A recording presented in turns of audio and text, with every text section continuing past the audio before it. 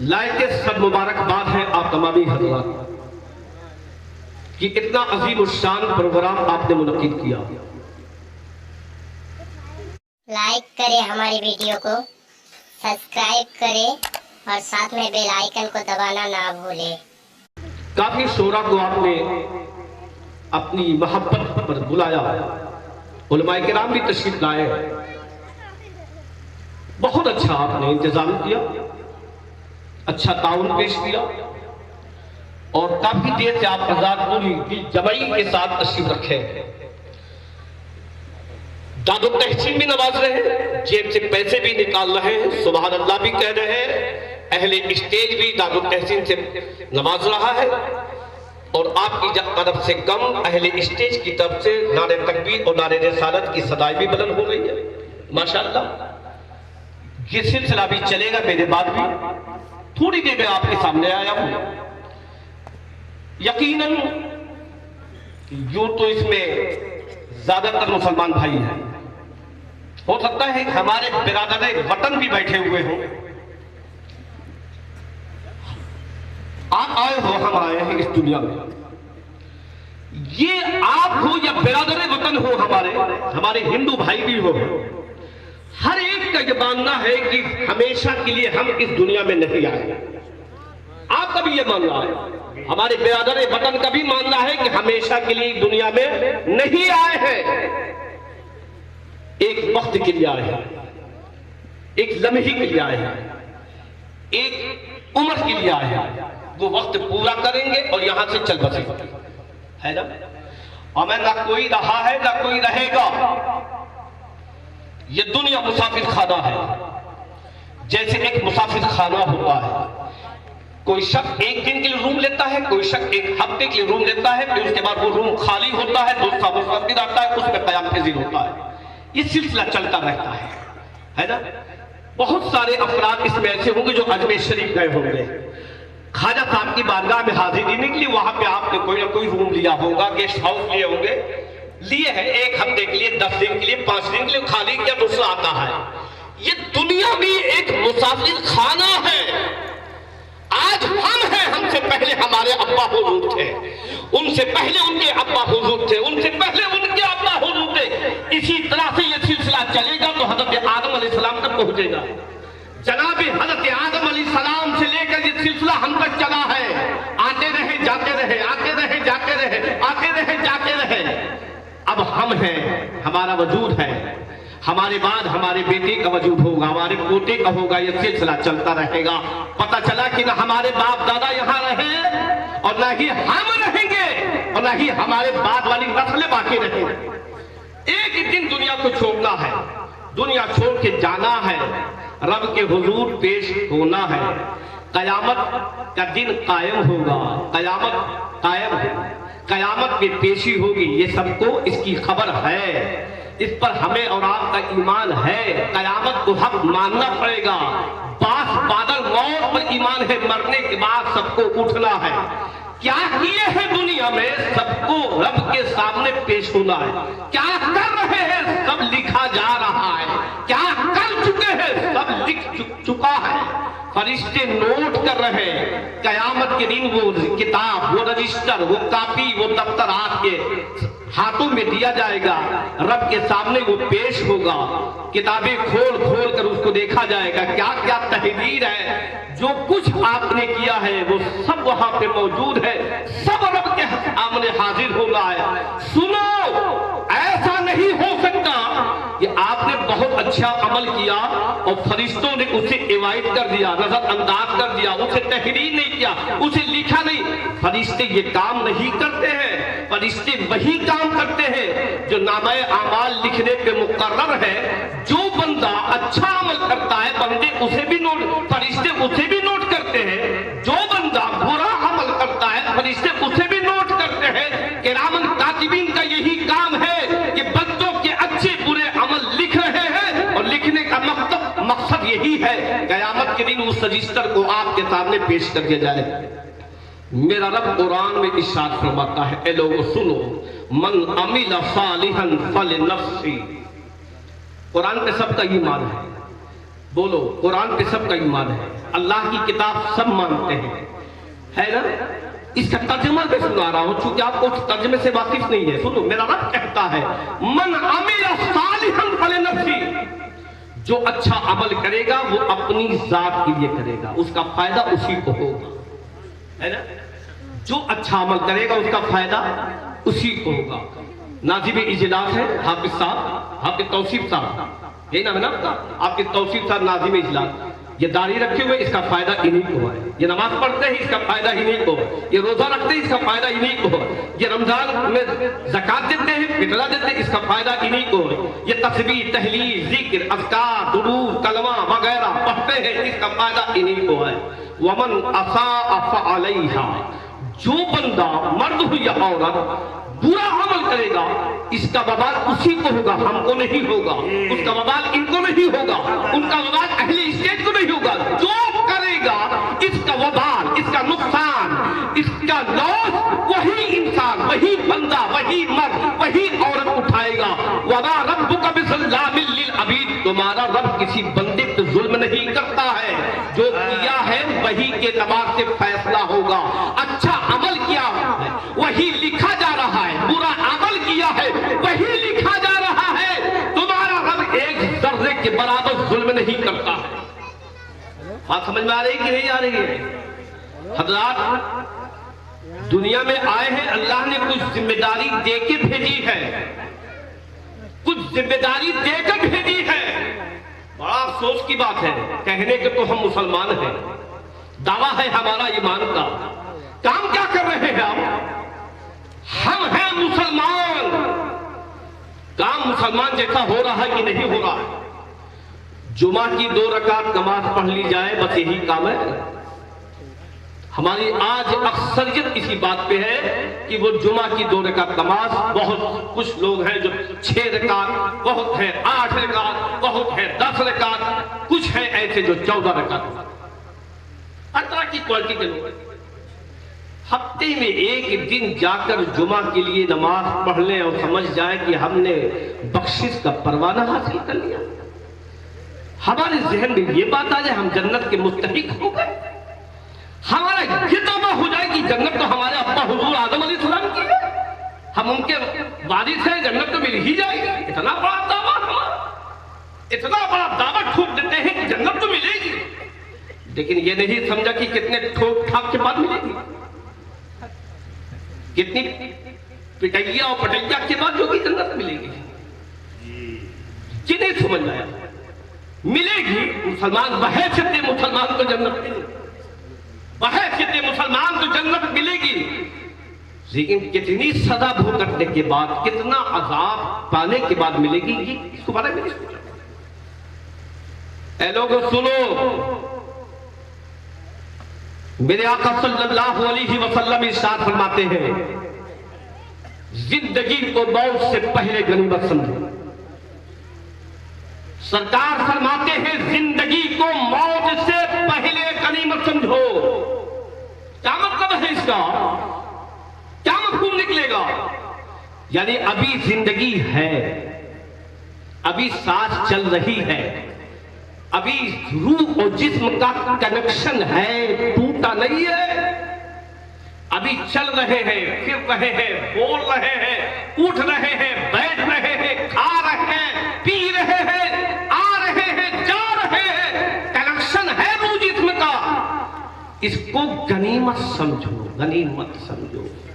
जब कल तुम्हारे जिस्म से रूह निकल जाएगी, ये जिस्म मुर्दा हो जाएगा, फिर कुछ नहीं कर पाओगे, कुछ नहीं कर पाओगे, इतने मजबूर हो जाओगे, इतने मजबूर हो जाओगे, कोई नहलाएगा तो नहाओगे, कोई कफन पहनाएगा तो पहनोगे, कोई उठा के जनाजे की चारपाई पे रखेगा तो आप लेटोगे, कोई उठा के लेकर चारपाई पर अपने कांधे को सवार करके कब्रिस्तान ले जाएगा तो कब्रिस्तान पहुंचेंगे, ये हाथों से उठा के कब्रिस्तान कब्र में लिटाया जाएगा तो लेटोगे, इतने मजबूर हो। आज ये सारी चीजें नहीं है, आज ये बैंड नहीं है, आज चल रहे हैं, फिर रहे, ताकत है, कुव्वत है। आज हम चाहें, आज हम चाहें अल्लाह को राजी कर सकते हैं, और अगर हम चाहें तो अल्लाह को नाराज कर सकते हैं। दोनों पहलू है, अल्लाह को राजी भी कर सकते हैं और अल्लाह को नाराज भी कर सकते हैं। भाई राजी कैसे होंगे? अल्लाह ने जो हमें हुक्म दिया है उसके मुताबिक अगर हम जिंदगी गुजारेंगे, नमाज पढ़ेंगे, रोजा रखेंगे, ज़कात देंगे, हज करेंगे, माँ बाप को सताएंगे नहीं, पड़ोसी को परेशान नहीं करेंगे, झूठ नहीं बोलेंगे, गीबत नहीं करेंगे, चुगली नहीं करेंगे, अल्लाह को राजी करेंगे। और यही सारे काम छोड़ डाले तो अल्लाह को नाराज कर दिया। नमाज नहीं पढ़ेंगे, रोजा नहीं रखेंगे, ज़कात नहीं देंगे, हज नहीं करेंगे, कुर्बानी नहीं करेंगे, चोरी करेंगे, गीबत करेंगे, लड़ाई करेंगे, झगड़ा करेंगे, झूठ बोलेंगे, चुगली खाएंगे, पड़ोसी की जमीन हड़प कर लेंगे, अल्लाह को नाराज करेंगे। और जब अल्लाह को नाराज करेंगे तो जहन्नम का मुस्तहीक बनेंगे, जहन्नम का ईंधन बनेंगे। मेरे आका इरशाद फरमाते हैं, जिंदगी को मौत से पहले करीब। बड़ी हैरत की बात होती है हज़रात, क्या आज यकीनन बता रहा हूं कितने लोग हैं, कितने लोग जिनको अत्तहियात याद नहीं है। ये हमारी कौम का ये बहुत बड़ा अलमीजा है। उम्र 50 साल हो गई, जरूर दुआए कुनूत सुना दो, शायद पूरे मजमा में 10 आदमी सुना, दुआए कुनूत याद नहीं। मैं काजी हूं, निकाह पढ़ाता हूं। इमाम साहब, हाल ये होता है एक निकाह का एक में दूल्हा को कलमा पढ़ाया जाता है। हालांकि कलमा ना भी पढ़ाए तो निकाह तो हो जाता है, लेकिन चूंकि बाईस से बरकत है कलमा पढ़ाना। मोहम्मद जफर साहब, कलमा जब पढ़ाता हूं मैं अल्फाज बोलता हूं, कहो बेटा आमन तो बिल्लाही व मलाइकतिही, वो दोहरा नहीं पाता। अगर मैं खाली ये कह दूं तीसरा कलमा पढ़ो तो बहुत बड़ी बात हो गई। मैं कहता हूं पढ़ो सुभान अल्लाह, तो सुभान अल्लाह। ये कौम मुस्लिम का हाल है।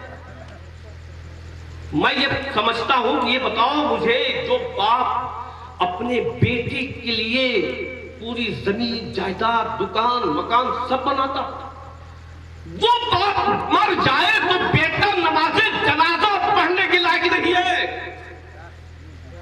जिस बाप ने बेटे की परवरिश और उसकी तरबियत के लिए न मालूम कितनी दर्द की ठोकरें खाई, जिस बाप ने अपने बेटे के फ्यूचर को बनाने के लिए सऊदीया गया, फॉरेन कंट्री गया, हिंदुस्तान के दूसरे शहरों में गया, बंबई गया, अहमदाबाद गया कमाने के लिए, अपने बेटों के, अपने घर वालों के फ्यूचर को, मुस्तकबिल को बेहतर बनाने के लिए, वो बाप जब कल मरता है, अरे नमाज जनाजा पढ़ाना तो दूर की बात है, बेटा पीछे खड़े होकर सही तरीके से पढ़ ही नहीं पाता। उसे पता ही नहीं कि अल्लाह अकबर कहने के बाद क्या पढ़ रहा है। उठ पर खड़ा हो गया, इमाम साहब अपनी जिम्मेदारी निभा रहे हैं, अल्लाह अकबर कहना दाएं बाएं हो गया, हाथ भी नहीं उठाना होता इसमें, इनको तो हाथ भी नहीं उठाना होता नमाज जनाजा में, बस हाथ बांधी खड़ा है। उसे क्या पढ़ना है कुछ पता ही नहीं।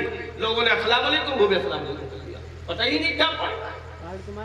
जब बेटा अपने बाप की नमाज जनाजा न पढ़ सके, अरे बताओ बाप, सोचो क्योंकि तुम्हारी नमाज जनाजा पढ़ने के लायक तुम्हारा बेटा नहीं बनता, पूरी जिंदगी गुजर गई।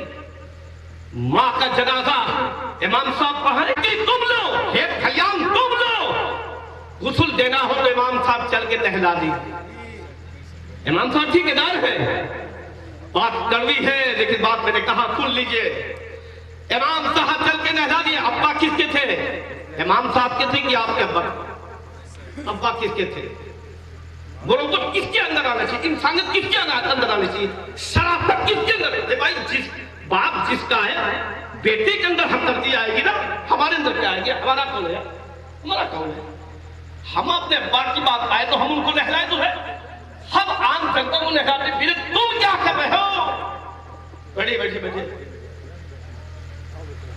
हाँ बैठे बैठे बैठ जाओ। रात यह कौम का अलमिया है कि आज उम्र गुजर जा रही है, जनाजा सीखने के लिए हम तैयार नहीं। पहला कलमा याद है, फिर पहला कलमा मैं ये नहीं कह रहा अगर कोई 2-4 आदमी खड़े हो जाएगा मुझे भी याद है साथ कलमा, अरे 2-4 आदमी की बात नहीं होती है, बात होती है अक्सरियत के लिहाज से। अब 2-4 आदमी खड़े हो जाए मौलाना साहब ऐसी बेइज्जती करे हमको सातों कलमा याद है, तो ये कोई बात तो नहीं हो यार, 2-4 आदमी की बात नहीं होती है, बात जनरल होती है। एक आदमी ऐसी तकरीर हुई मजमा का गुस्ल के कहा मौलाना साहब कैसी बातें कर रहे हैं, गुस्ल के फराइज हमें मालूम है। अब कहा मौलाना साहब ने कहा अच्छा गुस्ल के फराइज मालूम है, बता दे गुस्ल के फराइज क्या है। कहा गुस्ल के फराइज 3 बाल्टी लुंगी साबुन। मौलाना साहब ने कहा बेटा बैठ जा, मालूम हो गया कि तू कितना काबिल है। गुस्ल के फराइज बाल्टी लुंगी साबुन। मौलाना साहब ने कहा बैठ जा, मालूम हो गया तू कितना काबिल है। ये गुस्ल के फराइज अब वाह बेचारा तो यार हमारे लोग की खिंचाई कर रहे हैं, बड़ा उससे हम तलाश से खा होगा कैसे बात कर रही है, यही मालूम है लोग की साबुन। माँ बहने ज्यादा न चलो, तुम लोग बैठ जाओ एक तरफ, अभी तुम लोग की बात आ जाएगी। हाँ मर्दों तो मर्द, औरतों का हाल ये है कि अगर उलमा बयान करे बहुत सारी बातें कि भैया ये परंपरा है और ये सब चली आ रही है, ऐसा कुछ नहीं, लेकिन ना रस्मों रवाज को माँ बहनें छोड़ेंगे नहीं। ऐसा मजबूती से रस्मों रवाज माँ बहनें पकड़ के रखी है कि उसको अब जर्रा बराबर उसमें कमी नहीं आना चाहिए। उलमा बयान कर रहे हैं इसका कोई ताल्लुक शरीयत से नहीं है, लेकिन माँ बहनें रस्मों रवाज को खत्म करना नहीं चाहती है। शरीयत अपनी जगह, लेकिन रस्मों रवाज होना चाहिए। शुभ रात में शादी हो ही नहीं सकती, अरे कहां से मसला है, शुभ रात में शादी नहीं होती, गम का महीना है। हमें ये कौन सा गम का महीना है, शबे बारात में शादी। अरे मैं कहता हूँ शादी तुम किसी महीने में करो, कुंवारे चले जाओ, सर कौन कहता तुम शादी करके जाओ, चले जाओ कुंवारे। मतलब ये कौन सी बात है कि शुभ रात में शादी नहीं होती। शबे बारात में कौन सा मसला है, किस किताब में लिखा है कि शबे बारात के महीने में शादी नहीं हो सकती और शबे बारात के महीने को गम का महीना में, ये कौन सा गम का महीना, इसमें कौन सा वाकया हुआ जो गम का महीना ना करो, ये गलत मसला है। रमजान में शादी नहीं होती ना, नहीं होती, लेकिन अगर कोई शख्स रमजान में निकाह करना चाहे तो निकाह होगा कि नहीं, ये सवाल अगर किसी आलिम से पूछा जाए कि हजरत ये बताए कि रमजान के महीने में निकाह हो सकता है, तो जवाब तो दिया जाएगा कि हाँ भैया निकाह हो सकता है। कौन कहता है कि रमजान में निकाह नहीं हो सकता, निकाह में निकाह हो, रमजान के महीने में शादी हो सकती है, पूरी बारात के साथ। अरे नमाज रोजा पढ़ते रहो, शादी करते रहो, कौन रहा है, तरावी पढ़ो, रोजा रखो, कौन मना करता है। कौन कहता है कि दिन में खिलाओ बिरयानी रोटे, अरे मगरिब बात करो ना, नहीं कहा खिलाओ पिलाओ। कौन कहता दिन में बुला के खिलाओ बिरयानी, रात के खिलाओ ना। रोजा दिन में है कि रात का रोजा है, खाने की पाबंदी दिन में है, रात में नहीं पाबंदी है, रात का बरात बुलाओ। मगर माँ बहने ऐसी रस्म रवाज की पाबंद बन गई, शरीयत उनके नजदीक कोई हैसियत नहीं, पुरखों ने जो बता दिया, पुरखों ने जो कर दिया, बस वही को पकड़े। उससे जर्रा बराबर हटने को तैयार नहीं। क्या करना है, नमाज नहीं पढ़ेंगे ना, शायद कुछ बूढ़ी औरतें पढ़ लें तो पढ़ लें, नमाज नहीं पढ़ेंगी। रमजान का खैर रोजा मर्दों के एतबार से औरतें ज्यादा रखती हैं, मर्दों की बनिस्बत औरतें रोजा रखती हैं, ये तो है, लेकिन और बहुत सारी मामलात हैं। मैं ये कहना चाहता हूं बहैसियत मुसलमान आप इसको समझने की कोशिश करें कि हमारी जिम्मेदारियां क्या है। सिर्फ यूं ही दुनिया में आ गए, खाया पिया बोरिया बिस्तर बांधा, दुनिया से चले गए, यही काम है। बहैसियत मुसलमान क्या जिम्मेदारी होती है आपकी, कभी इस पॉइंट पर, कभी इस नुक्ते पर समझने की कोशिश की। कब्र में कोई भी शख्स तुम्हारे साथ हमारे साथ नहीं जाएगा, कोई नहीं जाएगा ना, अकेला जाएगा। जरा तसव्वुर करो, इस वक्त खुले मैदान में आप बैठे हुए हैं, चकाचौंध लाइटें हैं, चारों तरफ से हवाएं चल रही हैं। आप अंदाजा लगाओ, जब 3/6 का प्लाट मिलेगा, 6/3 का जब प्लाट मिलेगा, न वहां रोशनी है, न हवा का इंतजाम है, न कालीन है, न तकिया है, न बिस्तर है, न गद्दा है, न कुछ है, न कोई मुनीसो गंखार है। बताओ वहां कैसे गुजरेगी। तसव्वुर करो, आज जरा समय के लिए लाइट बुझ जाए तो बड़ी परेशानी आ जाती है हमारे लिए। वहां कुछ भी नहीं है। क्या कब्र में आपको नहीं जाना है? क्या कब्र हमारे लिए नहीं बनेगी? हमारे लिए भी बनेगी, आपके लिए। उस कब्र के लिए इंतजाम क्या है? अल्लाह अज़्ज़ा वजल की फरमाबरदारी, उसकी इताअत, उसकी ताबेदारी, उसकी बातों पे अमल करना, उसके इर्शादात पे अमल करना, उसने जो हुक्म दिया है उसके एतबार से जिंदगी गुजारना। ये सारी चीजें अगर है तो खुदा की कसम कब्र में सारे इंतजाम है। जन्नती हवाएं, जन्नती बिस्तरा, जन्नती लाइटें, सारा इंतजाम एक मर्द मोमिन के लिए है। फरिश्ते कहते हैं सो, ऐसे सो जैसे नई दुल्हन सोती है। फरिश्ते ये कहते हैं सो जा जैसे नई दुल्हन सोती है। क्या उसके लिए इंतजाम होता है? खूबसूरत चादरें बिछी होती है, खूबसूरत कमरा होता है नई नवेली दुल्हन के लिए। फरिश्ते ये कहते हैं।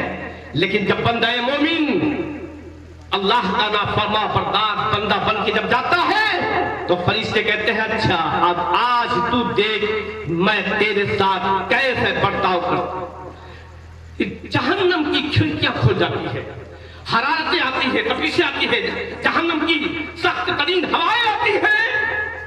बताओ क्या हम इस दुनिया में बस यूं ही हमारी जिंदगी गुजरेगी? जब हम जुमा की नमाज पढ़ने चाहें तो पूरी नमाज ना पढ़े। अरे हफ्ते में एक बार हम जाते हैं, हफ्ते में 14 रकात, वो भी हम पढ़ने को तैयार नहीं। हम आलम यह है, मैं तो इमाम हूं। होता क्या है मालूम है? इमाम साहब खुतबा दे रहे, लोग मस्जिद में दाखिल हो रहे हैं। पहला खुतबा हो रहा, मस्जिद में दाखिल हो रहे, दूसरा खुतबा हो रहा, मस्जिद में दाखिल हो रहे। पहली अजान हो गई, कोई फर्क नहीं, आगे चल लो। दूसरी अजान हो गई, आगे कुछ लो। खुतबा होता रहता है, खुतबा खत्म होता रहता है, तब लोग मस्जिद में दाखिल। 2 रकात नमाज पढ़ी, इमाम साहब ने सलाम किया, दुआ मांगी, बस आधी मस्जिद खाली, आधी मस्जिद खाली। 14 दिन के बाद माह रमजान आ रहा है।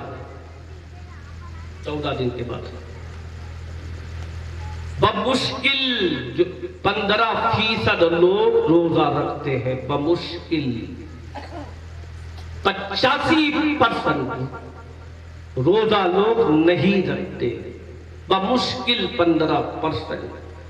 ये 85% रोजा नहीं रखते हैं, क्या मतलब है? इनके लिए क्या खुसूसी ऑफर आया है अल्लाह की तरफ से? तुम्हारी ये माफ है। 15% लोग रोजा रखे, 85% रोजा नहीं रखना है, उनके लिए ऑफर है।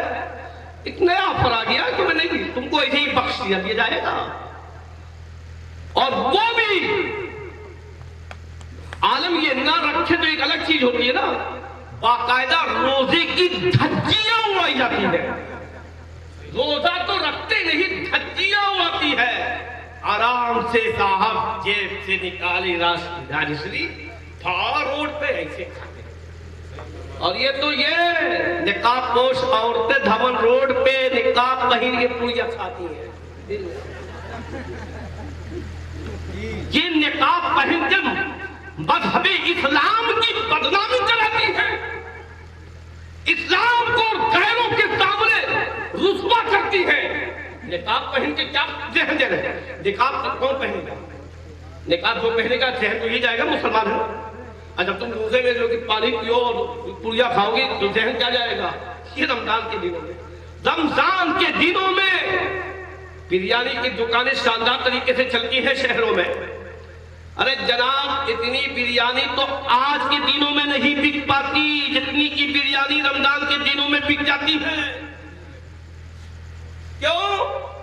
क्योंकि हो सकता है माँ बहने रोजा रखती, घर में इंतजाम नहीं है, तो बाहर पैसा तो है ही है, गए खड़े खड़े 1 प्लेट बिरयानी ली, खाया, फाका पानी पिया, चल दिया। और देख लिया कोई इमाम, यहाँ देखा मौलाना, हम भी समझते ही इतने बेहिस हो चुके हैं कि अपना खुद ही चेहरा फैल। ये हाल है पूरे मुस्लिम का कि सवाल नहीं आएगा तो क्या उरूज आएगा, बुलंदी आएगी। ये कौम घटेगी नहीं तो कहां जाएगी?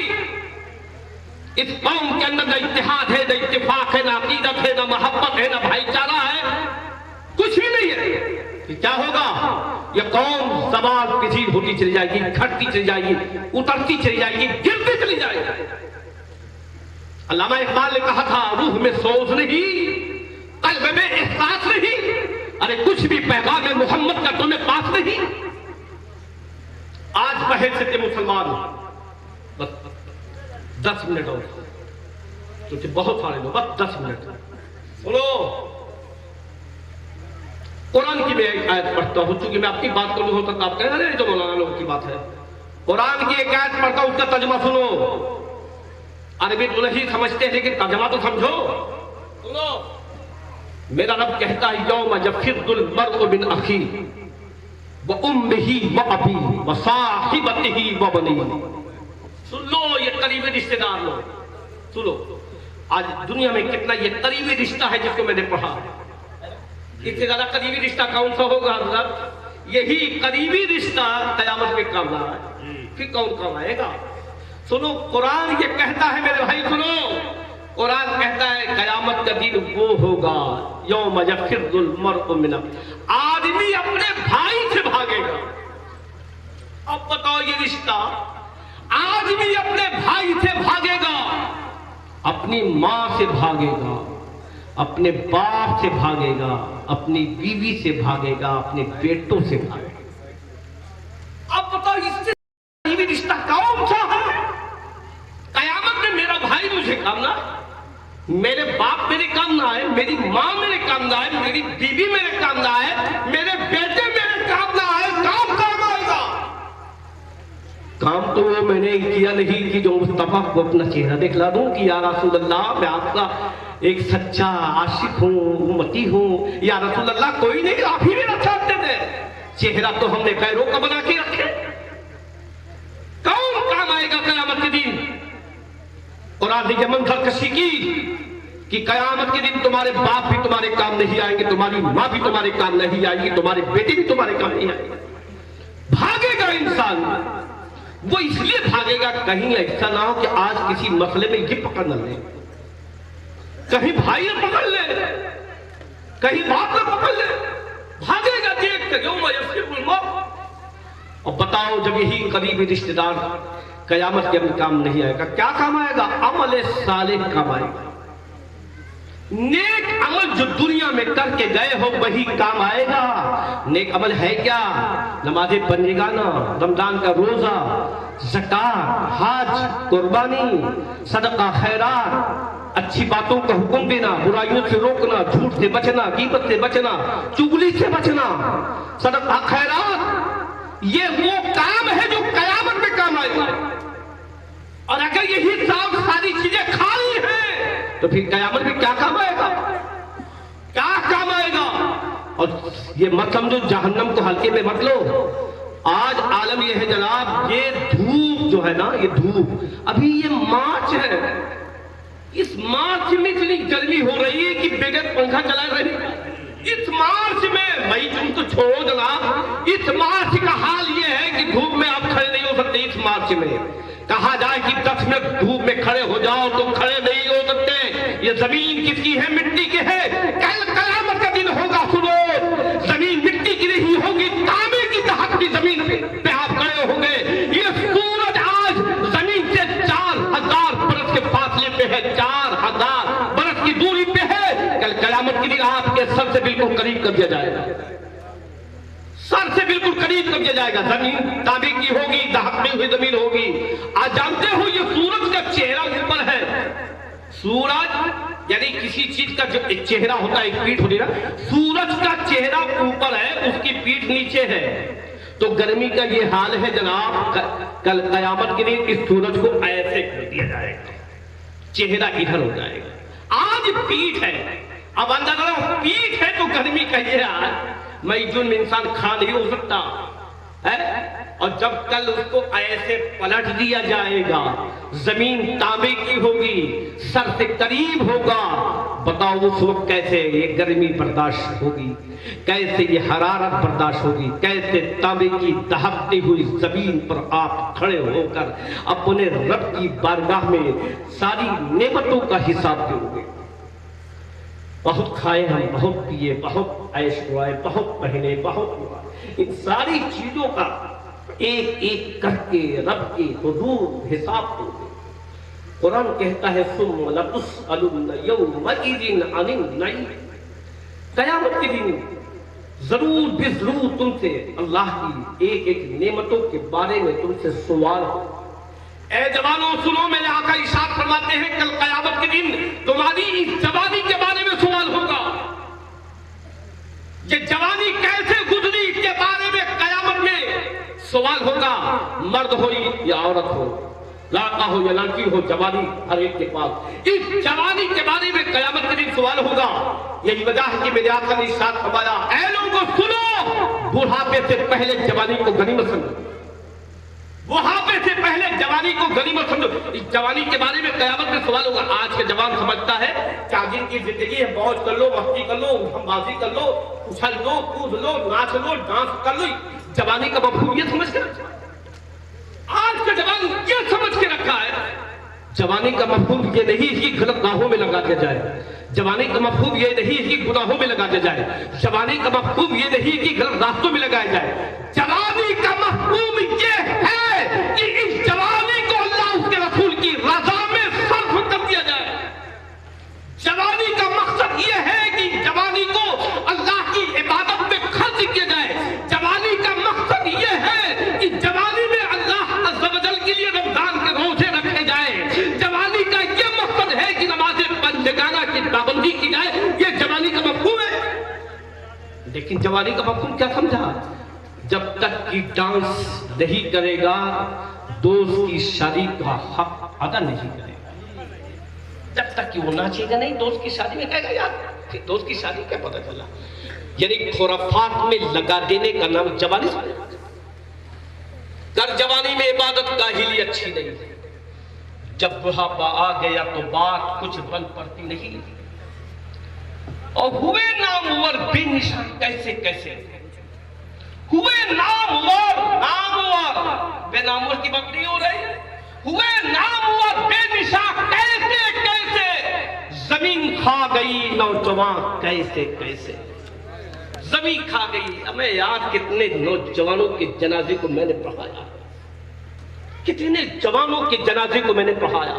और उन जवानों की बात मैं कर रहा हूं जनाबे वाला, जो अचानक मौत के शिकार हुए। चलते फिरते थे, अचानक खबर आई एक्सीडेंट हो गया, मर गया। अचानक हंसता खिलता जवान था, वो तो ये सोच रहा था कि अभी कौन मरना है, अभी कौन मरना है। एक जवान अभी 10 दिन 15 दिन बल्कि 20-25 दिन की बात है, इसी शहर और नाव की बात। 20-25 दिन पहले खेलता कूदता एक जवान था, मौत थी उसकी। एक परिंदा उड़ के जो कि पेड़ पे चला गया, उसके पापड़ों से आवाज दी, बेटा खाने फूल के जरिए बुलाया, आया और चाहा पेड़ के ऊपर उस परिंदे को पकड़ने के लिए बिजली के तार में चिपक गया, वहीं पे मुड़ गया। अब जरा देखो मलकुल मौत कहां उसकी रूह निकालने, उसी पेड़ पे मर गया, उसकी रूह उसी पेड़ पे। आधा घंटा तक उस पेड़ पे उसकी लाश लगी रही, पुलिस वगैरह आई तो आप अंदाजा लगा, हाँ वही उधर अपने इलाके की बात। आधा घंटा तक बताओ मौत के फरिश्ते को रब कायनात का हुक्म क्या था कि उसकी रूह वहीं निकाल दो, जमीन पे नहीं